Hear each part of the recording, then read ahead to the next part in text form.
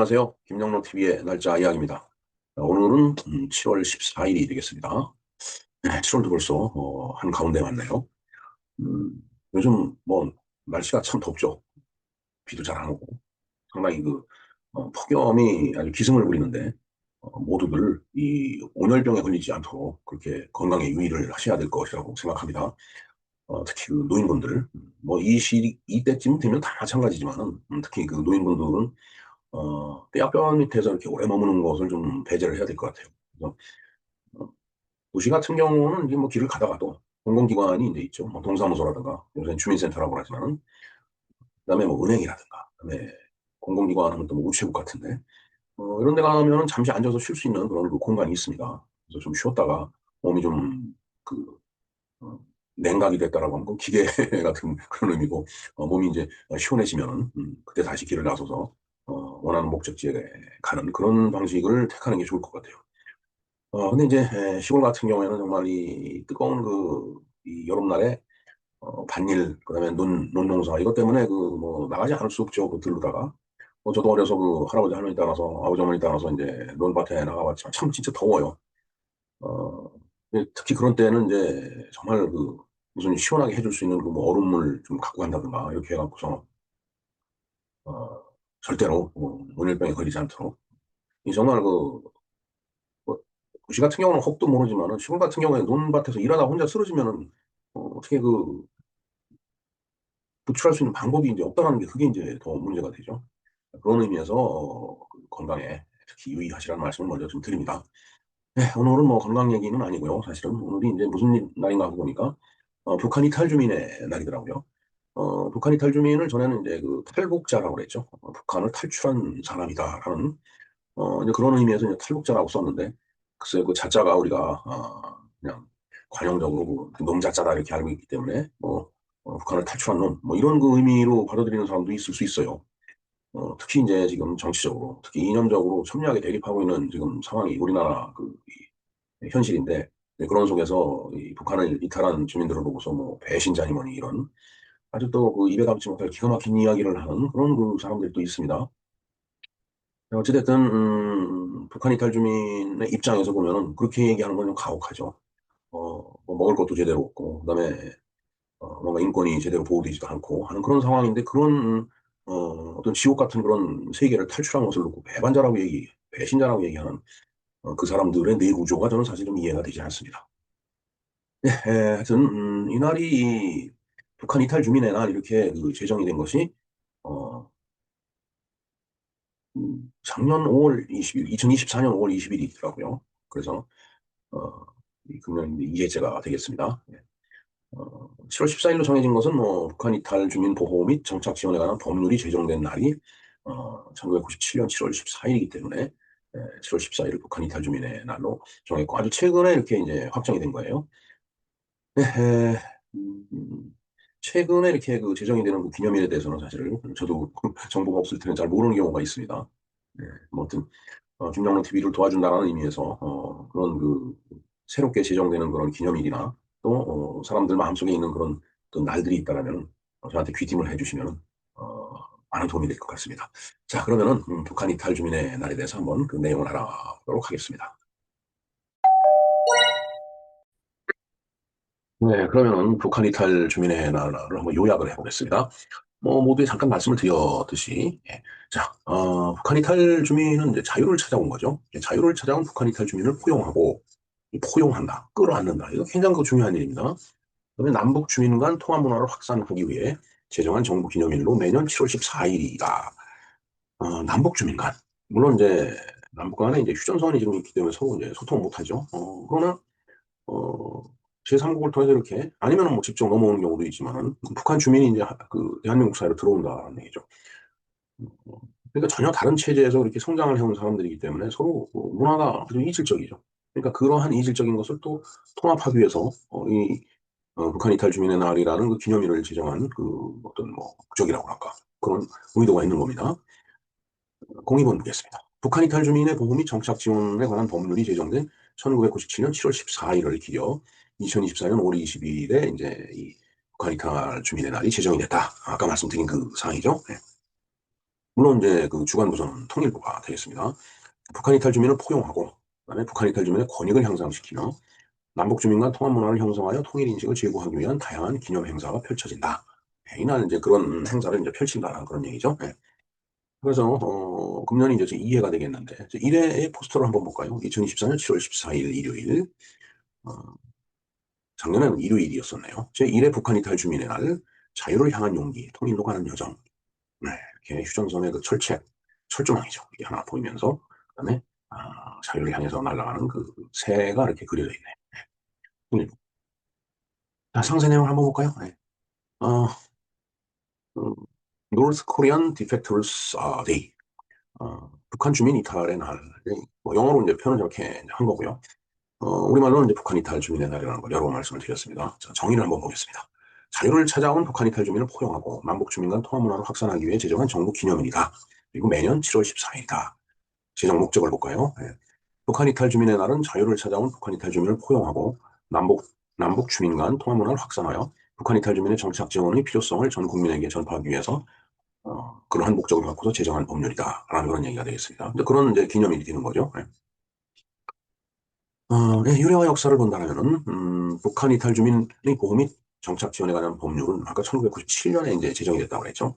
군사분계선 이북 지역을 이탈한 군사분계선 이북 지역의 주민이 대한민국의 보호를 받기 위해 정치, 경제, 사회, 문화 등 모든 생활 영역에서 신속히 적응 정착하는 데 필요한 보호 및 지원에 관한 사항을 규정한 법률이다.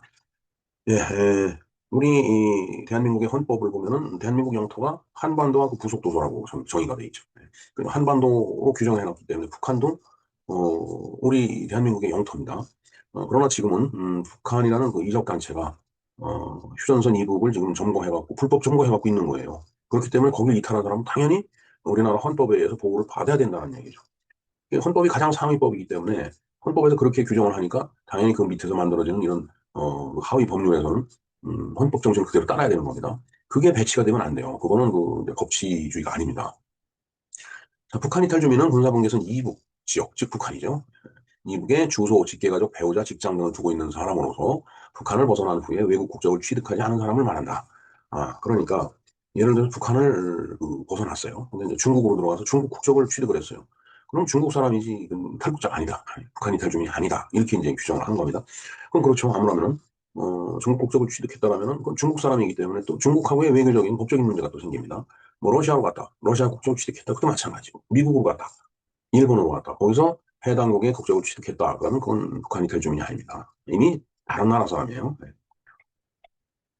북한 이탈 주민은 경계가 삼엄했던 2000년대 이전에 극히 미미했으나 아무래도 경계가 삼엄하면 이탈하기 어렵죠. 뭐 경계 초소마다 그 아주 중무장한 군인들이 그 지키고 있으면서 북한 이탈하는 그런 기미만 모이면 거기다 대고 막 총을 쏴대고 한다면 그 감히 그 이탈을 하기 위해서 그 경계선을 넘어가기가 어렵죠. 자, 그러나 2000년대 이후에 지속 증가해서 2003년부터 2011년에는 연간 입국인은 2,000명에서 3,000명 규모에 이르는다. 자, 그러니까 이때가 1990년대를 고난의 행군이라고 하죠. 제가 어디서 들은 얘기인데 그때 당시에 그 북한을 통치했던 김정일은 탈북자 감시를 상대적으로 좀 느슨하게 했다고 하더라고요. 왜냐하면 죽어나가니까. 그래 그렇게 북한을 나가서라도 그 먹고 살 수 있는 길이 있으면 살아야 되지 않냐.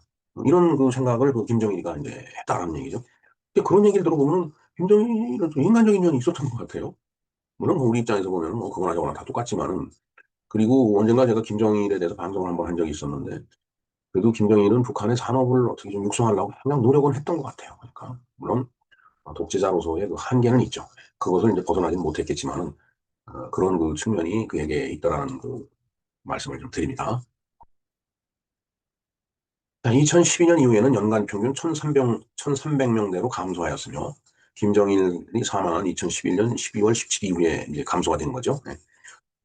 그다음에 2021년 63명, 2022년 67명 수준에 지금 머무르고 있다. 그러니까 김정은이 통치를 하면서 상당히 그 이제 엄격하게 이 국정선을 관리한다든가 그리고 탈북을 하다가 이제 발각이 되는 경우에 아니면 또 이제 체포가 되는 경우에는 상당히 가혹한 그런 처벌이 뒤따르는 모양입니다. 그러니까 이제 못 넘어. 그 넘어오기가 쉽지가 않죠. 얼마 전에도 그 휴전선을 통해서 민간인 한 명이 넘어갔다라고 하는데 어떻게 처리가 되는지 모르겠습니다. 정말 그 사는 것이 힘들고 살기 힘들어 갖고 온 사람을 내친다라는 것은 그건 문명국가에서는 뭐 있을 수가 없는 일이죠. 2024년 기준 대한민국에 있는 북한 이탈 주민은 3만 4천여 명이고 그 가족을 포함하면 10만여 명이 이제 해당이 된다. 자, 그래서 우리가 그 마이너리티 소수자 집단을 얘기를 하면서 북한 이탈 주민도 그 소수자 집단 중에 하나로 이렇게 이제 관리가 되고 있죠, 사실은. 뭐 하지만은 뭐 벌써 뭐 한 10여 년 전에 제가 논문을 쓸 때인데 그때의 그 참 이 영등포구, 구로구 이쪽에 있는 그 조선족 집단을 이렇게 바라다 보면은 그들이 마이너리티 같이 보여졌는데 지금은 그 해당 지역에서는 오히려 머저리티가 돼가는 어, 그런 경향을 좀 보이고 있습니다. 그런 제가 뭐 그 말씀을 드리자는 게 아니고, 뭐, 예를 들어서 진짜 조선족 그 마이너리티 소사이어티를 생각을 한다면은, 북한 이탈 주민은 진짜 극 마이너리티죠. 예. 뭐, 지금 이 긴 시간 동안에 이제 넘어와서 정착하고 있는 사람이 3만 4천 명 정도뿐이 안 된다는 얘기는 그걸 대변해주고 있는 거라고 보여집니다. 네. 자, 그러나 조선족 집단하고 그다음에 이 북한 이탈 주민 집단하고 또 다르죠. 예.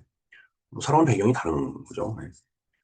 자, 공사번 볼까요? 한국 정부에서는 북한 이탈 주민에 대하여 1962년 4월부터 국가유공자 및 월남 귀순자 특별원호법을 제정하여 귀순자에게 국가유공자와 동등한 지위를 부여하고 원호 대상자로 우대하며 최초로 체계적인 지원을 실시하기 시작을 했다.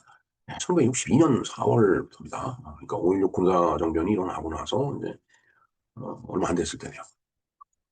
1975년 1월에는 월남 귀순용사 특별보상법을 제정해서 귀순자를 사상을 넘어 자유민주주의를 택한 귀순용사로 간주하며 이전보다 더욱 체계화된 지원을 실시하기 시작을 했다라고 되어 있습니다.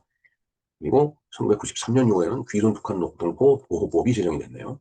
그래서 귀순자를 국가유공자에서 생활능력이 결여된 생활보호 대상자로 전환하여 정착금 하향 조정 등 지원 규모를 대폭 축소를 했다.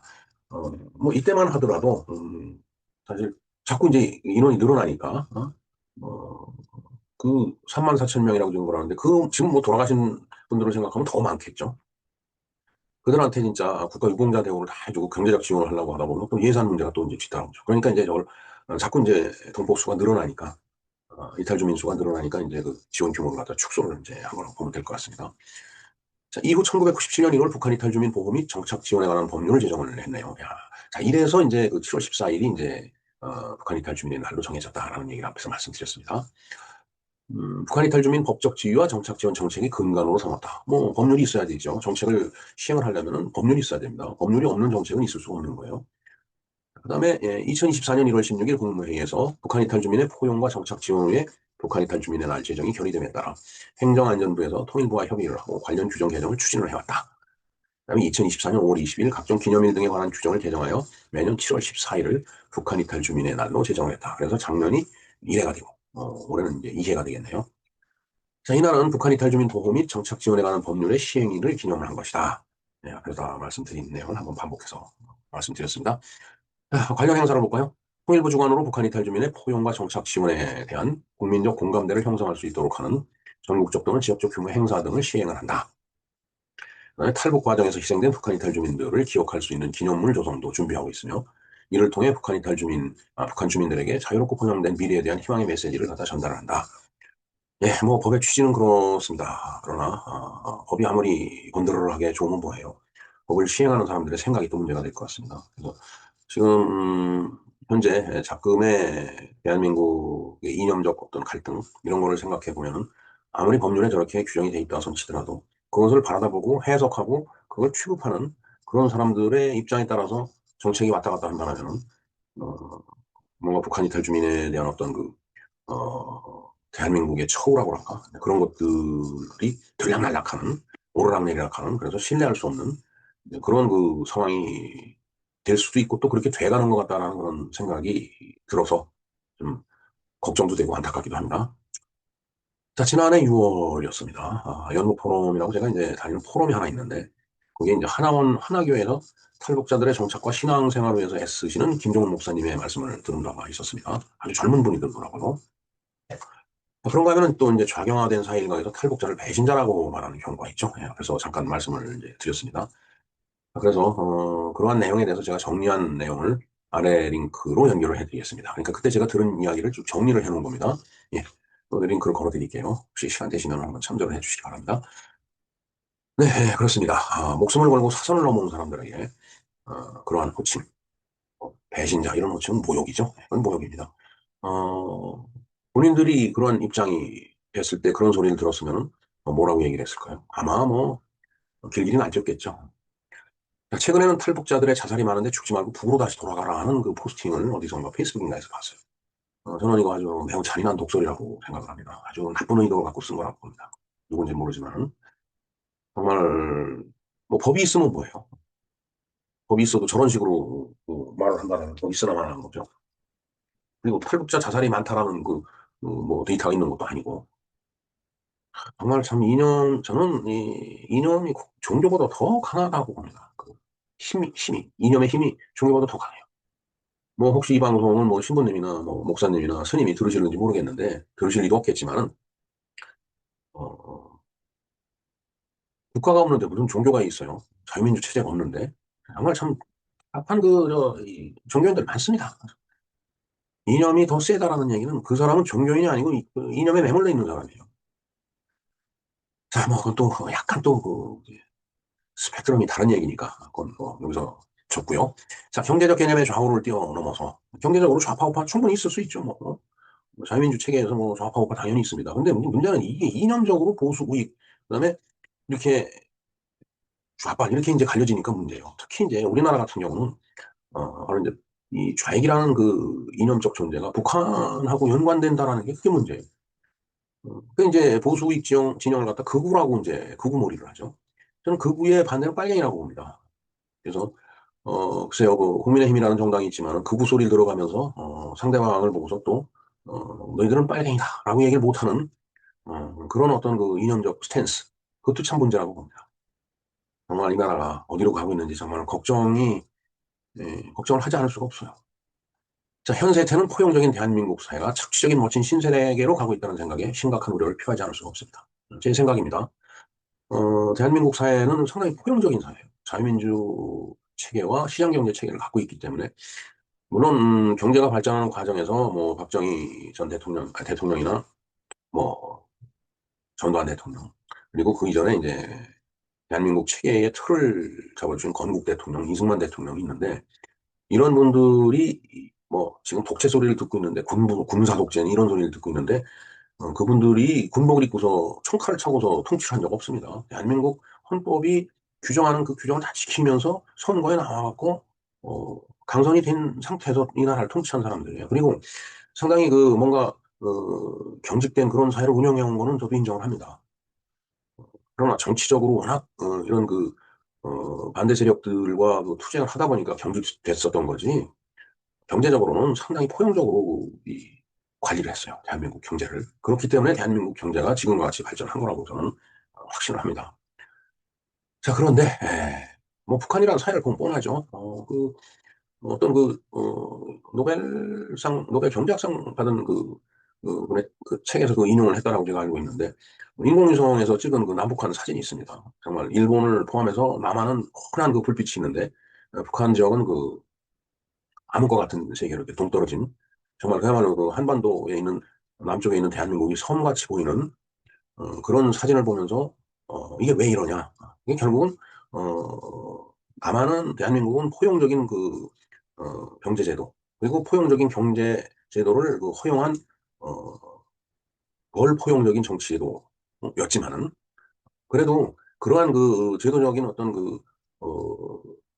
그 장치가 마련이 됐기 때문에 경제적으로 번창할 수 있었던 거고 북한이라는 그 사회는 아주 착취적인 그런 그 제도를 갖고 착취적인 경제 제도를 운영을 했기 때문에 지금 같이 그렇게 음, 아주 빈곤한 상태로 살고 있다라는 그런 얘기예요. 그 학자가 한 얘기입니다. 뭐제 얘기가 아니고.